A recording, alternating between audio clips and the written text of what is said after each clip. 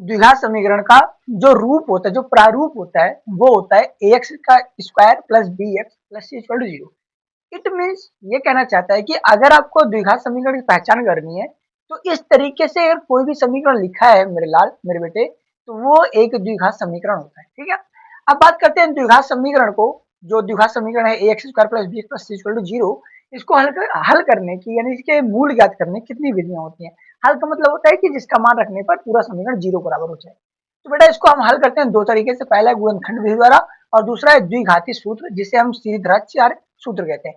गुणनखंड विधि में क्या होता है कि जब भी कोई तुम्हें समीकरण दिया गया होता है द्विघाती सूत्र का, द्विघाती समीकरण का, तो उसके जो बीच वाला खंड होता है उसको हम तोड़ लेते हैं इस प्रकार से कि उसका जो गुणा हो उन दोनों के गुणा के बराबर हो और इसके योग के बराबर आ जाए। ठीक है, इसके योग के बराबर है। ठीक है, और बीच वाले योग के बराबर है। और सीधाचार्य सूत्र में क्या होता है, ये बहुत आसान होता है। इसमें हम क्या कहते हैं, एक्स बराबर लिखते हैं minus B plus minus under root B square minus 4ac upon में 2a।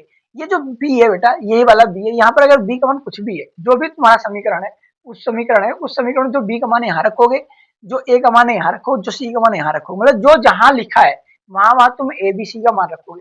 इसको मान रखने के बाद उसका हल करोगे, तुम्हारे एक्स का मान आ जाएगा प्लस माइनस करके।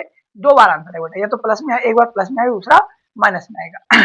एक बात याद रखनी है, जहां बी स्क्वायर माइनस 4ac, ये जो पूरी वैल्यू होती है, इसे हम बेटा डी कहते हैं, यानी कि विविक्त कर कहते हैं। अब इसके बहुत ही इंपॉर्टेंट रोल है, और वो रोल होता है मूल की प्रकृति ज्ञात करने में। क्या ज्ञात करने में?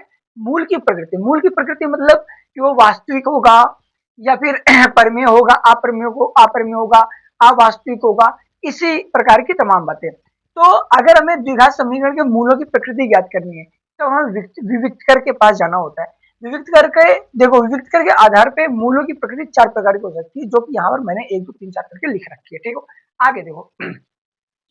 अगर बेटा बी स्क्वायर माइनस 4ac यानी कि तुम्हारे विविक्त कर, अर्थात डी का मान 0 से बड़ा हो बेटा, 0 से देखो, 0 मोर देन 0 लिखा है, यानी कि 0 का मान 1 2 3 4 5 6 7 इस प्रकार का हो, तो तथा पूर्ण वर्ग, इसलिए कहते हैं पूर्ण वर्ग हो बेटा। पूर्ण वर्ग मतलब होता है जो किसी का अंडर रूट होता है, किसी का स्क्वायर रूट होता है या स्क्वायर होता है। देखो जैसे 4 जो है बेटा 2 का स्क्वायर है, और इसी प्रकार 9 बेटा 3 का स्क्वायर है। अगर वो पूर्ण वर्ग है, मतलब पूरी तरह उसका वर्ग, वो किसी का वर्ग है, तो बेटा उसके जो मूल होंगे वास्तविक होंगे, परिमेय संख्या होगी और असमान होंगे।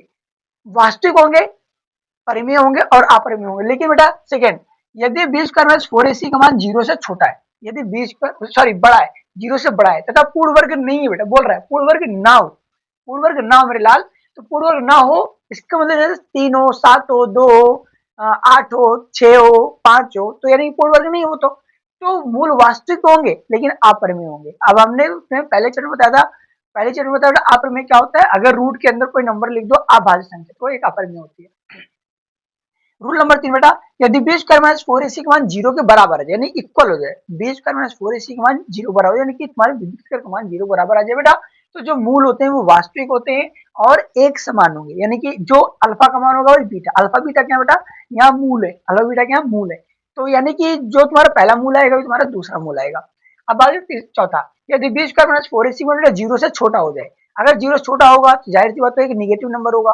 अगर निगेटिव नंबर है बेटा, तो मूल कैसे होंगे, वास्तविक नहीं होंगे, वो कभी भी इस दुनिया में एग्जिस्ट नहीं करते, मतलब वो उपस्थिति नहीं है। इसका कहने का मतलब इतना ही है।